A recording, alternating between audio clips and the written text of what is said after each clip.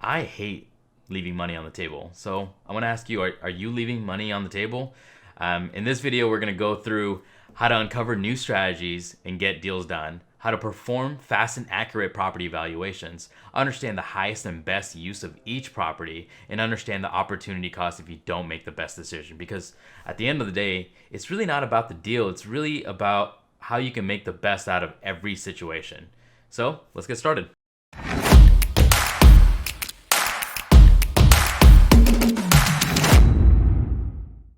So, who needs to be paying attention right now? Number one, homeowners.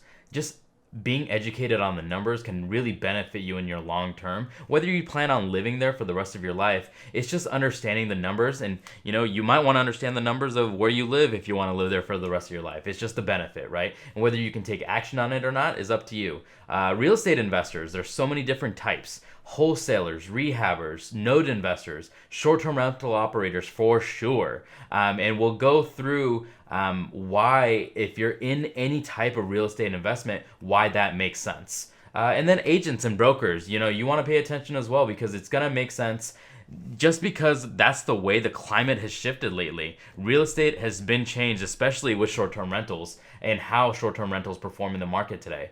So when we got started in real estate, we were doing just wholesales and fix and flips. We were just running the numbers, trying to get low cash offers to the homeowners, and then flipping them to real estate investors to get our ball rolling in the industry, if you will.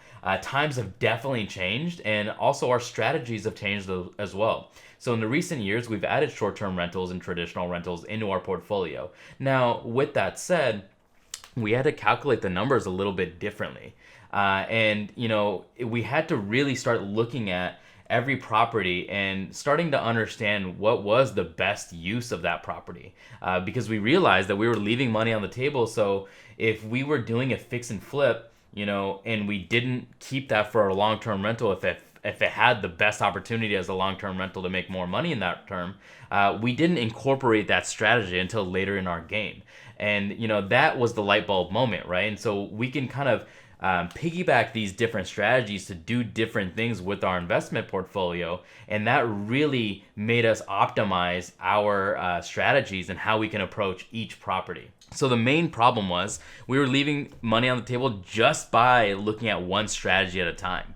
We needed to be looking at all the different strategies, right? And so now that we're doing rehabs, we're doing rentals, we're doing short-term rentals, we really needed to understand the numbers on every one of those realms. And, the foundation was kind of the same. We really needed to know the same, property valuation, whether it's distressed or we needed a after repair value and what those look like. And then, what kind of rehab needs to be done, what kind of money that we need to put into it, and what's that going to cost us, and then how do we facilitate that entire deal and structure it in the correct way possible. And when we were doing our due diligence, obviously foundational pieces of real estate made sense all the way across the board, regardless of what strategy. And now when we had to start looking at rental rates, we had to go through a different resource to be able to find traditional rental rates or long-term rental rates. And then we had to go to a different source for short-term rental rates and make sure that we can make our money back on if we did it as a short-term rental or as an Airbnb.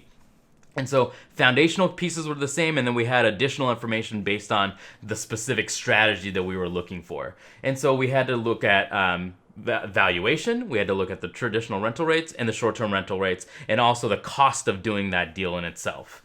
And so the solution was we had to try to basically look at all the strategies all at once. We have to analyze every strategy for every property, and we let the numbers tell us what to do. So if the numbers say, hey, this could be a great short-term rental opportunity, so then how do we structure that deal with that in mind as our exit? And how do we structure the deal knowing that that's going to be our process flow, and can we structure that deal any better because of it, right? Or maybe we don't do a fix and flip on that one, and we do the short-term rental on this one instead, or however we can manipulate our portfolio and the deals that come across our table. And so that was really the key component, and that really helped us skyrocket our business. So how does this pertain to a homeowner? it was a friend of ours, and she basically had a detached garage, and she wanted to use that and turn that into a casita and use that for her grandchildren when they come over every summer. And so, great idea, except the problem was it was going to cost her $20,000. And so we had to come up with a solution and try to create a way where that made sense for her, right? And she just asked, does this make sense to do, or can I make it make sense? And so we ran the numbers, and as a short-term rental, it actually made sense, a lot of sense, actually. And so she was able to make back her money within 1 year as a short-term rental. The cool part about having it as a short-term rental is she can actually just turn it on and off. And so when the grandkids come to visit, it's not a short-term rental anymore. It's there for her grandkids. And then when they're not here, well, it's income generating. How awesome, right? So renovations ended up being paid for within a year. And then after the fact, it's just straight income. She just lets it ride. And it's nothing that extra that she needed to do. It was already going to be a casita. She already had to furnish it, and so she already had to spend that money. We just needed to find a way or make it make sense on how to create it as an income producing opportunity, right? And so that worked out as a great solution for her, and she's stoked. She's super happy. So that's kind of one of the benefits on how to let the numbers work for you if you are a homeowner, or if you're an investor, that has a homeowner that's asking questions on, educate me on the numbers, right? And moving into the investor, we had a friend of ours that had a decent sized portfolio. They had a few rentals, and then they had a few rehab projects that they were working on. And so they were curious on the short-term rental model, and they were wondering if any of their properties made sense in the short-term rental game. And so we took their properties, we took their entire list of properties, and it turns out that two of the current renovations that they were working on made sense as a short-term rental. One of them made sense as a rental, and the other one, it can go either way. And then out of their current portfolio, there was 3 or 4 that could be great short-term rental opportunities. And they were almost almost double the income, the revenue that they can generate from it being a short-term rental versus a traditional rental. Well, that 100% made sense. And so during those periods when the leases were up, they ended up switching strategies for a couple of those properties and made them into short-term rentals and never looked back. It's a huge profit center because they were able to fill that gap by that much more as a short-term rental versus a traditional rental. And there's different ways to get involved in that, and we can talk a little bit through that as well. But now that investor has added short-term rentals and adding that number into their evaluation when they look at properties, because it just makes sense. If they have the ability to pivot into that realm, it just makes sense to be able to jump in there and create it into a short-term rental versus a traditional rental, or giving it up after your flip is done, right? And so that's one way that an investor was able to benefit from running the numbers for all 3 different strategies. Before we get to the good stuff, I want to do a quick check-in and see where you guys are at. Do you guys see that it could be beneficial to know all the numbers, to know how to facilitate your strategy? If you guys understand the benefits of running the numbers and letting the numbers tell you what to do, hit me in the comments below with a big yes, and we'll keep running. So now the conversation is about how do we research? How do we run the numbers, right? And so when we got started, we did a lot of MLS, we did Zillow, Trulia, Redfin, Realtor.com, all of the above, right? And so we would do properties and research properties one by one. We type in the address, get as much information, and do our due diligence one property at a time. It was definitely limited functionality, and as you guys know, different sources have different sets of available data as well. So depending on what kind of strategy we were doing, we would look at a specific type of resource. So that was just for our running the numbers for a sales opportunity, right? Whether we were buying or selling in that regard. And then if we were looking at rentals, then we were looking at, Zillow has it, Rentometer has it. Same thing, we were having to do it one by one, and we would have to get, one resource to another. Rentometer does have a batch analysis tool where you can do an entire spreadsheet at a time. But that was just the rental rates, right?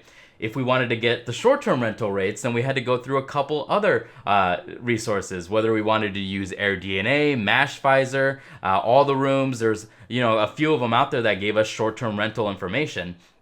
But for every property, if we didn't want to leave money on the table or make sure we were confident that we weren't leaving money on the table, we ran the property through, our sales numbers, our rental numbers, and as well as our short-term rental numbers. That's why we built Dynamic.RE. Let's dive into a property detail specifically. So this is a property that we recently searched.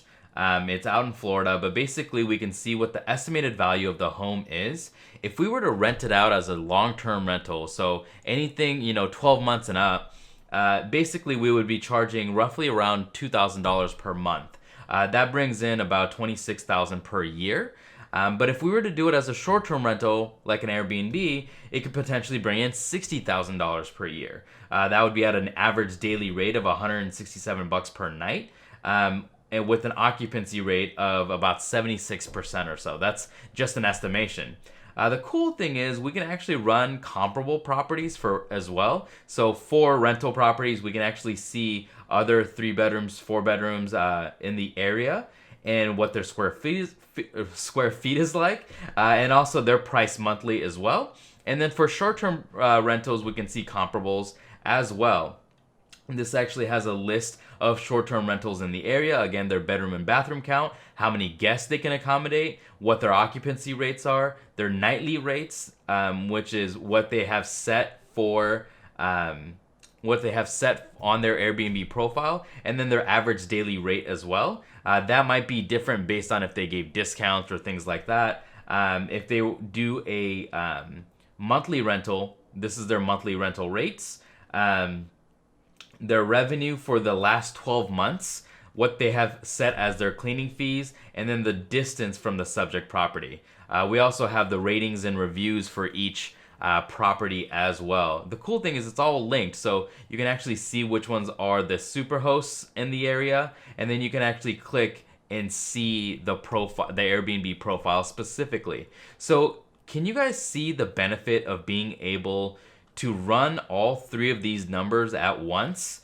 Typing in a property address, you get to see the estimated sales value, you get to see the annual revenue as a long-term rental, and then you get to see the short-term rental annual revenue. The cool thing is you can actually do a batch upload and run an entire spreadsheet all at one time. So I have a spreadsheet of properties, and I can actually run the entire spreadsheet, and it gives me all the information all at once. So if I wanted to actually pick out the ones that could potentially be a great short-term rental out of the bunch, I can do so very, very easily. Do you guys see the power in that? How cool is that? Now, the cool thing moving forward is this is just the beginning.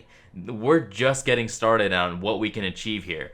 We started adding a few more features like a deal analyzer as well. I'll do a separate video on the deal analyzer and how to run the numbers in that realm.